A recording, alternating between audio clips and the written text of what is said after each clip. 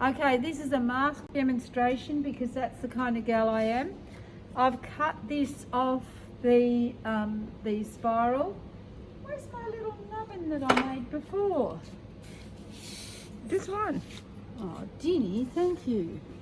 Okay, so I'll undo it and do it again just so that the video kids can see it. So come in and look at what's interesting there. So I've cut this piece of fabric, and it's just a bit left over from the other thing that I made. Folded it in half, as you do, down the middle, and then I tucked the end in. Shivers, come on, behave. This comes of cutting it and then undoing it and doing it again. Hang on, here we go. So I'm just going to tuck this in, and it's almost like making a rosebud here.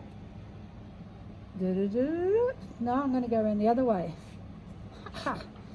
So remember, if you take 16 hours to make your turban, you'll be probably more in keeping with what we normally would do. I'm just going to pop a pin into here, and I'm going to remember that it's there because the pearly pins, you can always feel where they are. This is going to be what people see when they look into the middle of this thing.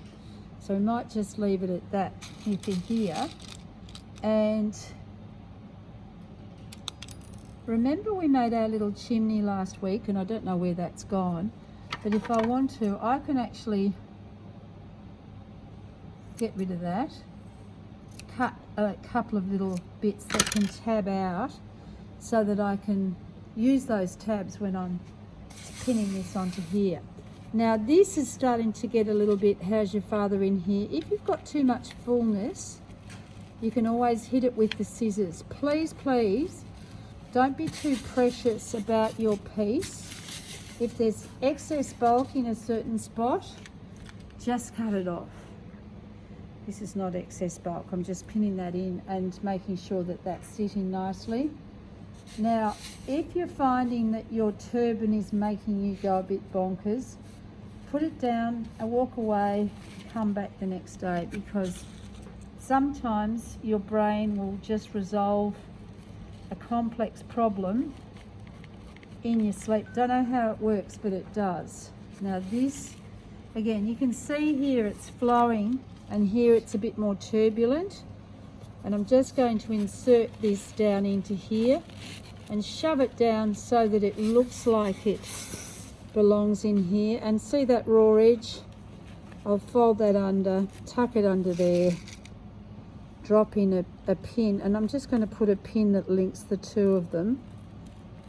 And you know, you can dither around and finesse this as much as you need to. And this I'm going to tuck in here. I've had it looking nice before, but we'll see if we can make it happen again. So I can fold that under, and I can winkle that in and just link it up to the little rosebud, I've got to think of it. And I'm just going to drop a pin again to try and relate it to the rosebud. And they can be done as tie tacks, so stitch in, stitch out, keep it short, and then just tie a knot. And here, see this raw edge? I'm just going to fold that over and drop that in there like that. So that could be worse. And again, I didn't ever get round to putting the net over my blocking net, the tulle, and if you do, it just makes it a little bit easier for you to pin, and it just gives it a little bit of fresh air between the block and your thing. Now I'm going to put this on now just to show you how much fun it is. How do I look?